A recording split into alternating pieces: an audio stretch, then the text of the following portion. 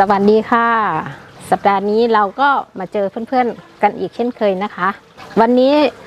เราก็จะมีเมนูอาหารเด็ดๆที่ทำง่ายและอร่อยมาแนะนำเพื่อนๆเช่นเคยค่ะเมนูที่จะแนะนำเพื่อนๆในวันนี้ก็คือบวบผัดไข่นะคะเดี๋ยวเรามาดูวัตถุดิบทั้งหมดกันเลยดีกว่าค่ะว่ามีอะไรมั่ง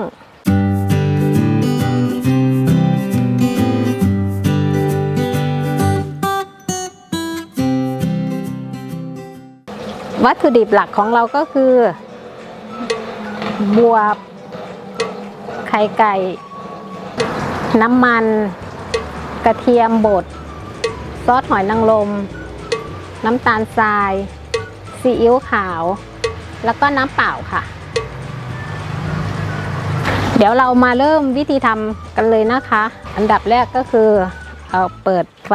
เอากระทะตั้งนะคะใส่น้ำมันประมาณ1ช้อนโต๊ะนะคะกระเทียมเราผัดกระเทียมให้หอมก่อนนะถ้าเกิดว่าเรามีเนื้อสัตว์มีกุ้งมีหมูหรือไก่เราก็สามารถ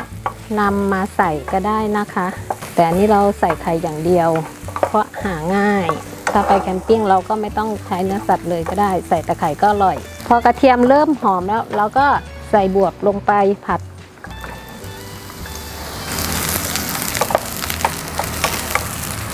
ใช้ไฟปานกลางนะคะ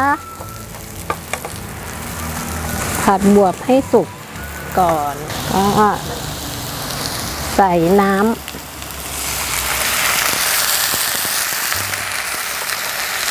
ถ้าเรากะไม่ถูกก็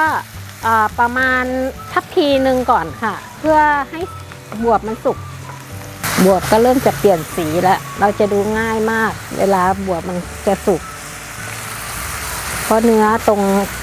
กลางบวบนี่มันก็จะเริ่มใสๆพอบวบใกล้จะสุกเราก็ตอกไข่ใส่เลยเขี่ยบวบไว้ข้างๆก่อนนะคะ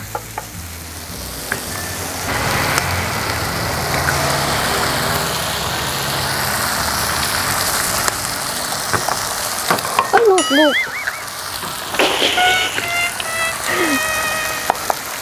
ก็ตียีกับไข่ให้มันแตกก็เอาบวบมาใส่บนไข่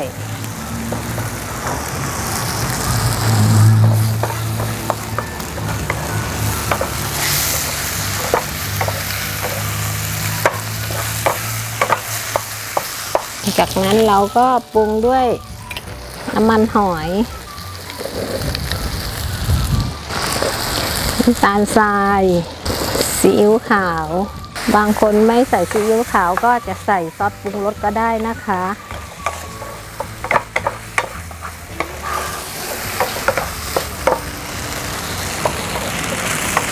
อันนี้ก็คิดว่าน่าจะสุกแล้วเพราะว่าบวบก็ใส่แล้ว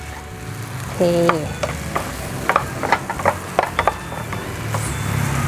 เสร็จเรียบร้อยค่ะปิดไฟก็ตักใส่จานเลยนะคะ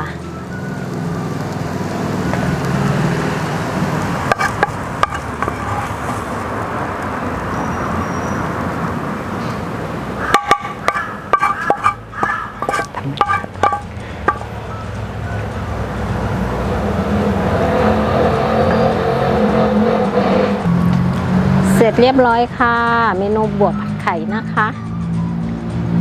หน้าตาน่าทานมาก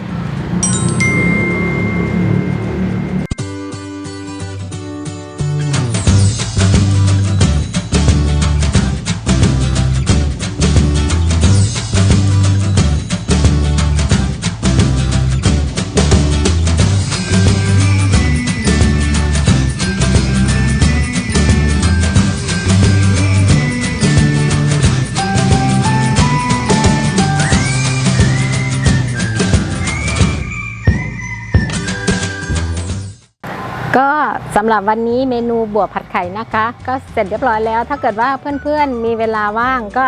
ทำทานดูนะคะเพราะว่าใช้วัตถุดิบไม่มากแล้วก็ทำง่ายและอร่อยด้วยนะคะถ้า ถ้าหากว่าเพื่อนๆชอบเมนูนี้นะคะ ก็ฝากกดไลค์กดแชร์แล้วก็กด Subscribe เพื่อเป็นกำลังใจให้พวกเราได้ทำคลิปใหม่ๆมาให้เพื่อนๆได้ชมกันใหม่ด้วยนะคะ ขอบคุณมากค่ะ สวัสดีค่ะ